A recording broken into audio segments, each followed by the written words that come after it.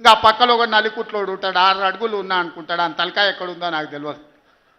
కేసీఆర్ వచ్చి గర్జించిందంట, గర్జనకు నేను పోయి లోపల దాచుకున్నంట.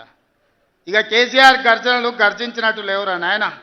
మన గాడిదలు ఏం చేస్తావా, ఒండ్ర పెడతాయా, ఏమంటారు గాడిదలను? గాడిదలు అరిస్తే ఏమంటారు నరసింహ? గట్లున్నది మీ గాండ్రింపులకు, మీ బెదిరింపులకు, ఉడత ఊపులకు భయపడ్డాడు ఎవడు లేడు బిడ్డ. ఈడ దుక్కి దున్నిన చేతులు ఉన్నాయి. మీరేదో తోలు తీస్తా అంటే తీపించుకోనికే లేము. ఈ కండలు కరిగినాయి, మిగిలిందే తోలు. ఫస్ట్ నీ తోలు సంగతి చూసుకో, నీ తోలు సంగతి చూసుకో.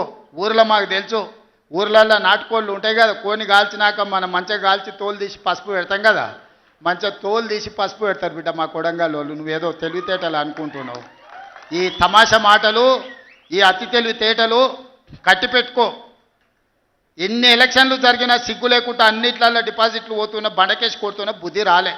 ఇప్పటికైనా మారుండ్రి.